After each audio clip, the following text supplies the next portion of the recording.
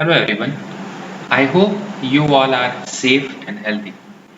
In today's session and the last session of this particular chapter, chapter number 5, poverty, we are going to discuss the measures to reduce the poverty.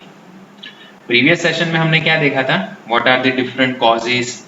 What are the different parameters from which we can understand what is the poverty and what are the situations of the poverty in our country?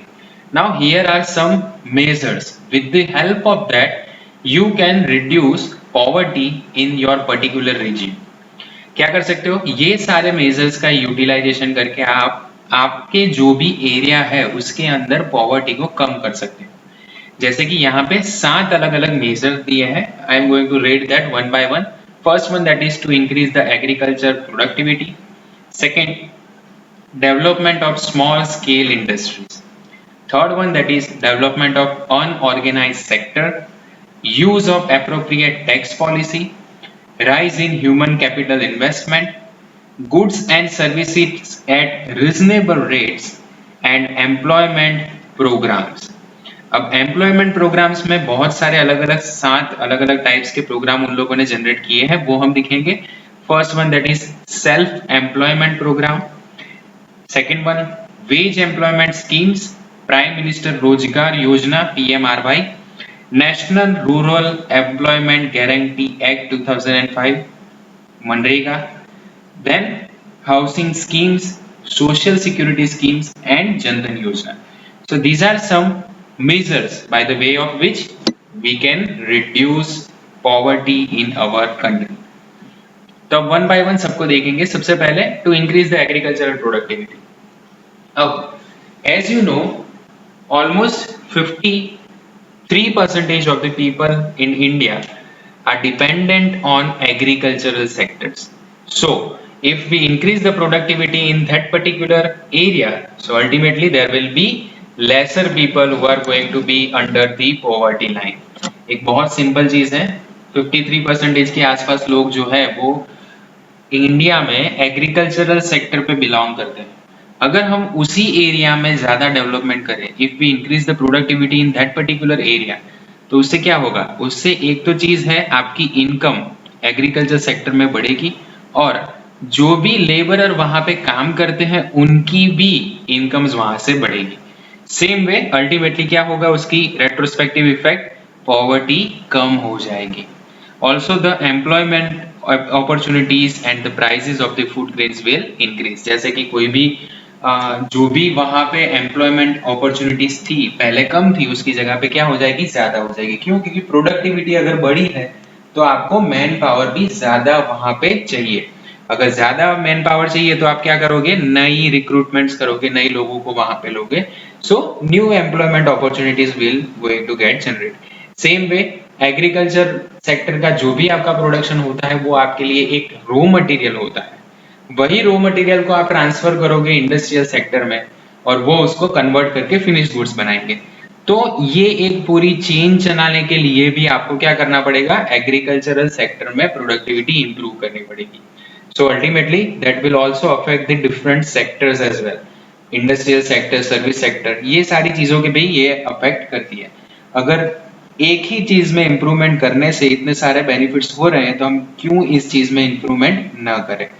Okay, so that was the first point. See the second one, development of small scale industries. Now छोटी छोटी industry जैसे कि small scale industry या तो फिर small industry, cottage industry, ये सारी industry का कंट्रीब्यूशन नेशनल इनकम में बहुत होता है.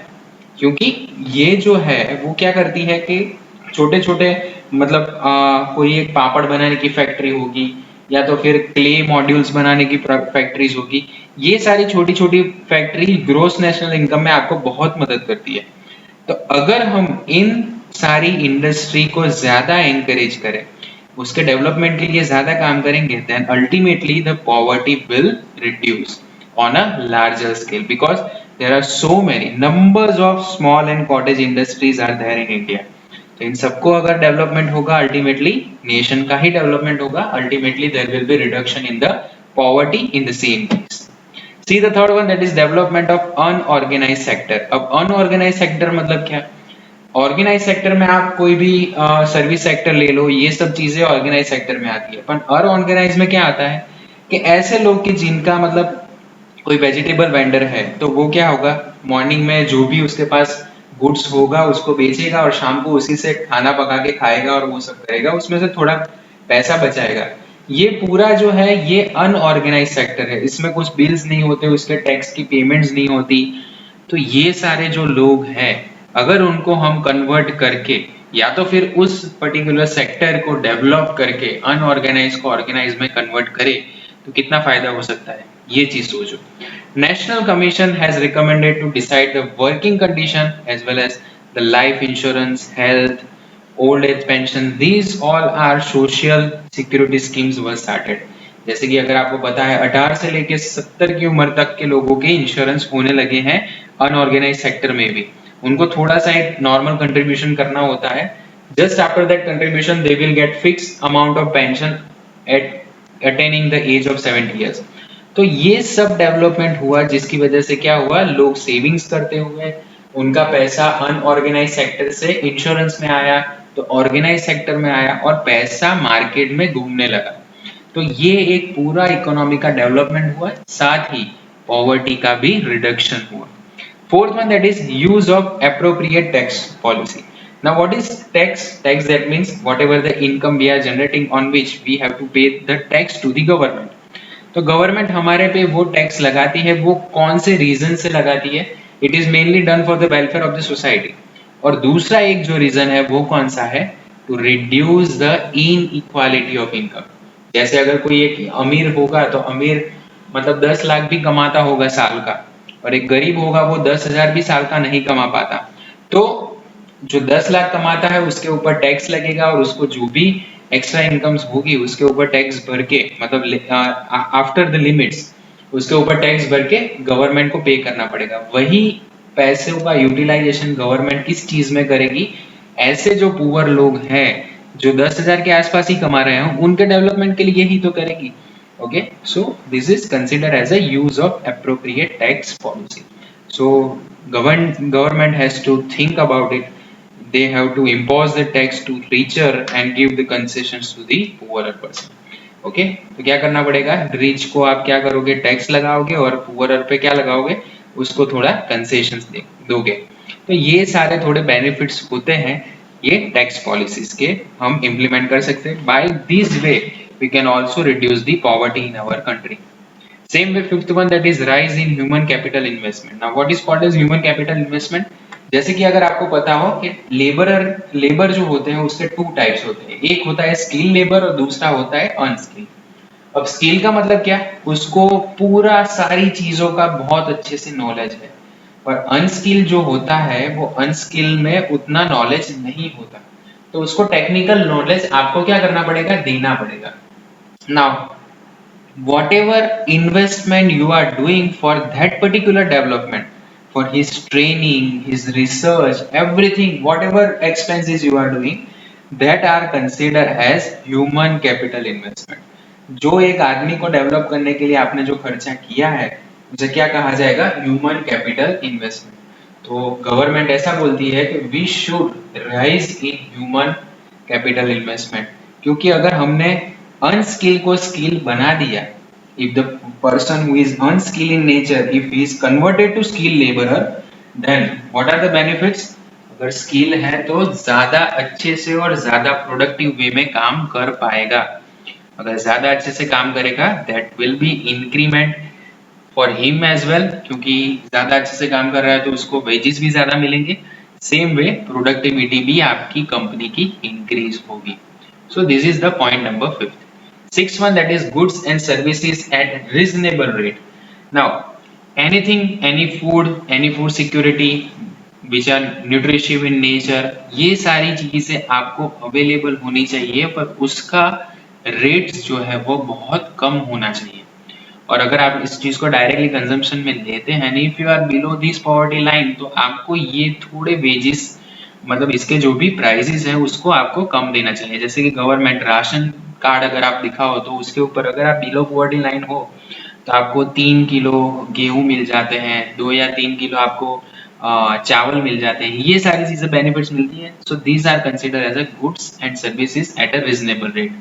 5 रुपए किलो के हिसाब से या तो फिर 2 या 3 रुपए के किलो के हिसाब से आपको ये गुड्स मिल जाते हैं। एक्चुअल मार्केट में अगर आप वही चीज लेने जाओ तो आपको 70-80 रुपए की मिलेगी। सो ऐसी गवर्नमेंट स्कीम्स करके भी क्या करती है, पॉवर्टी लाइन से ऊपर लाने की कोशिश करती है।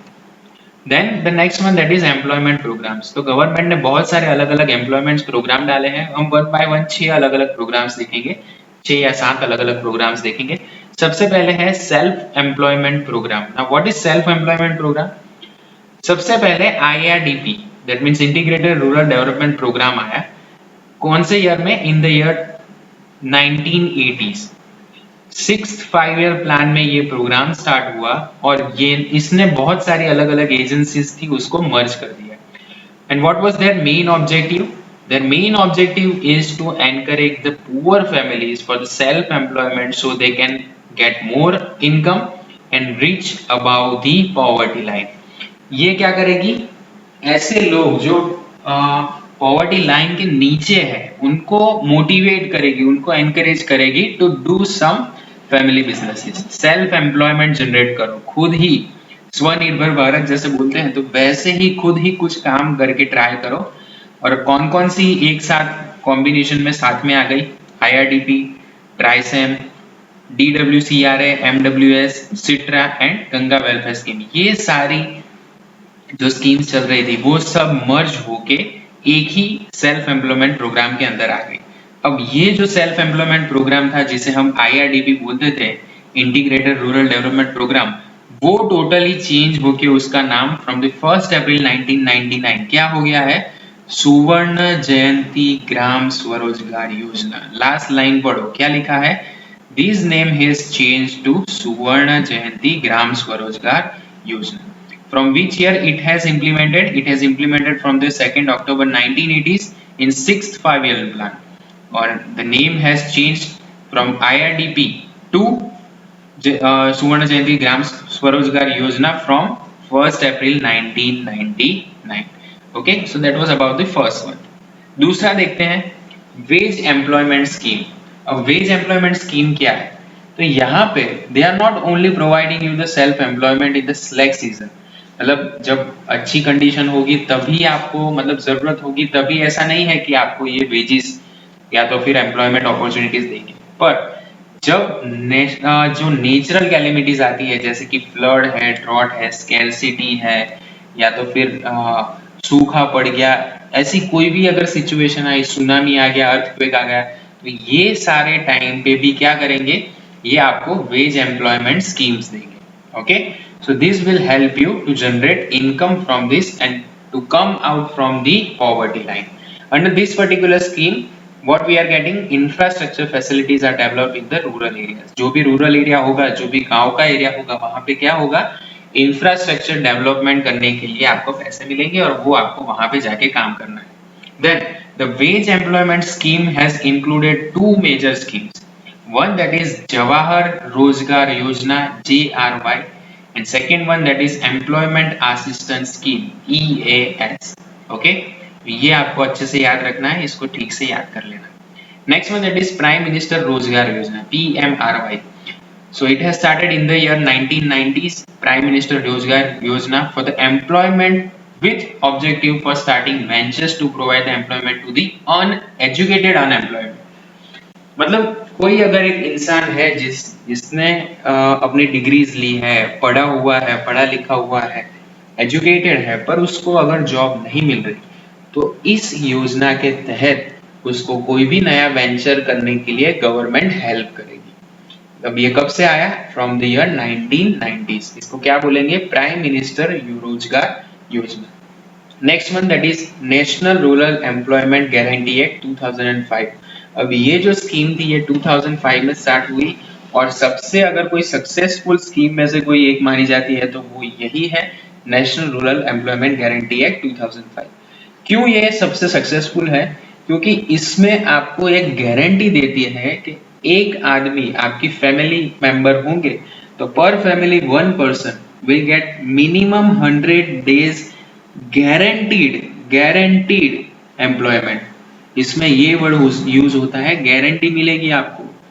और कौन से एरिया में, या तो आप रूरल एरिया में काम करो या तो फिर अर्बन एरिया में काम करो, कोई भी एरिया में काम करो, आपको मिनिमम 100 डेज का एम्प्लॉयमेंट मिलेगा as per this particular scheme. तो इसका पहले नाम क्या था, नरेगा नाम था, that means national rural employment guarantee act नाम था। That has changed in the year 2009 and reform to Mahatma Gandhi national rural employment guarantee act, MNREGA. Okay, इसको क्या बोलेंगे, मनरेगा एक्ट बोला जाएगा। Next one that is housing schemes. तो अब ये सारी चीजें तो मिल गई सबको, नौकरियां मिल गई, पर रहने के लिए घर भी तो चाहिए, क्योंकि हमारी बेसिक नीड्स कौन सी है, रोटी कपड़ा और मकान। अगर मकान नहीं है तो फिर क्या करोगे, तो ये स्कीम का बेनिफिट लो, हाउसिंग स्कीम्स का। From the year 1985 to 86 Indira Gandhi Awas Yojana has started, okay, and they were giving benefit to the people who are belonging to the scheduled caste and scheduled tribe. That means जो scheduled caste के लोग थे, scheduled tribe के लोग थे, okay, अनुसूचित जाति और अनुसूचित जनजाति जिसको बोला जाता है, ये लोगों को ये बेनिफिट मिलता था। पर ये नाम भी चेंज हो गया and from 25 June 2015 urban poors, जो अर्बन एरिया में रहते हैं, उनके लिए हमने एक नई स्कीम स्टार्ट की, कौन सी, prime minister Awas Yojana, okay. And उसके तहत अभी 2.67 लाख तक का आपको एक लोन्स के ऊपर आपको बेनिफिट भी मिल जाता है, गवर्नमेंट उतना पे कर देती है। Then the next one that is social security scheme. अब आपने सब चीजें कर दी, सब कुछ सिक्योर कर दिया, और पिछले में एक चीज मैं और ऐड करूं, जैसे कि अगर आपने इस हाउसिंग स्कीम के तहत अगर आपने घर बनाने का स्टार्ट किया है, तो आपके यहाँ पे भी घर बनेगा तो वहां पे भी थोड़े तो लेबरर चाहिए, तो उस हिसाब से भी हम क्या कर सकते हैं, पॉवर्टी को कम कर सकते हैं। तो ये भी एक इसके पीछे की सोच थी। आगे social security schemes, now finally they have started with the social security scheme from the year 2015 9th of April they have started with the Atal pension योजना, अटल पेंशन स्कीम।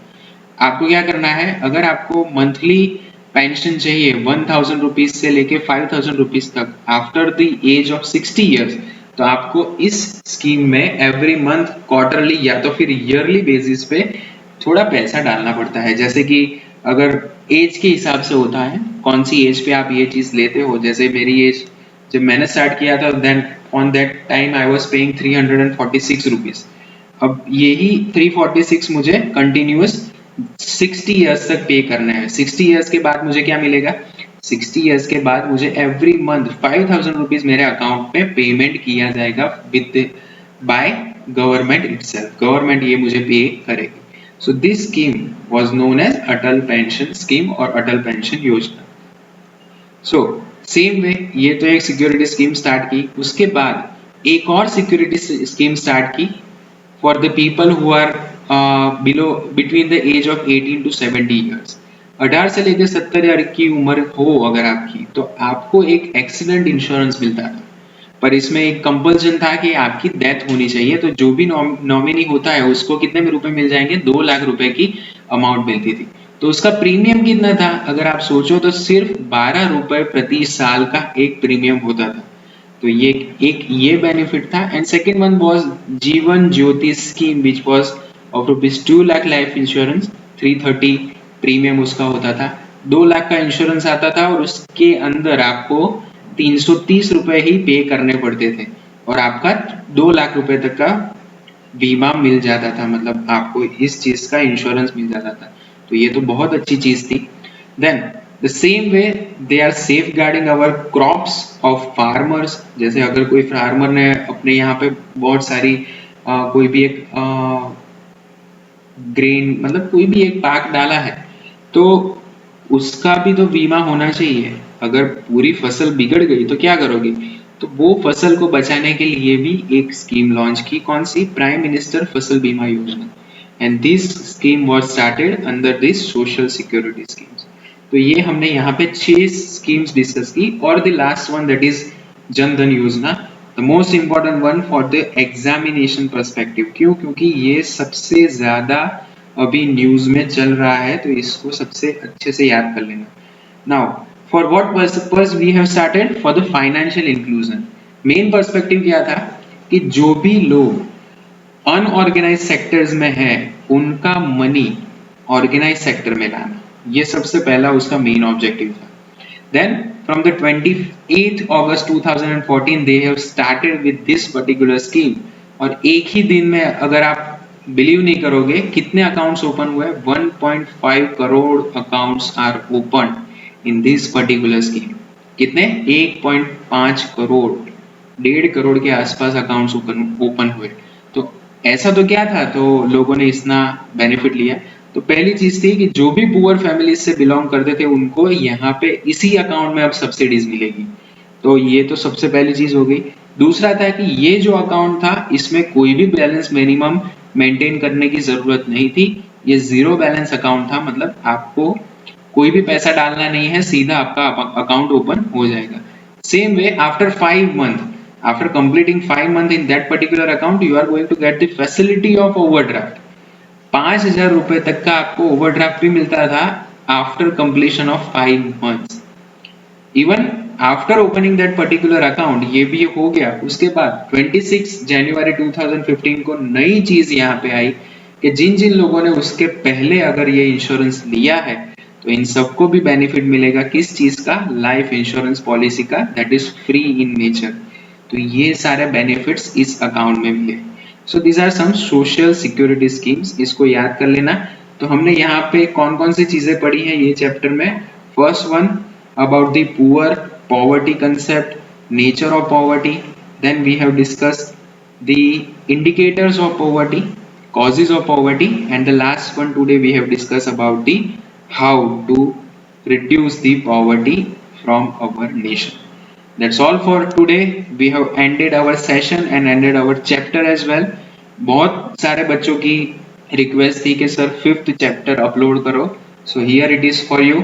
4 जो पार्ट्स हैं मैंने एक ही दिन में आपको सारे खत्म करके अपलोड कर दिए हैं। 3 अलग अलग दिनों में आपको ये चीजें मिल जाएगी। That's all for today. Thank you so much. जय हिंद।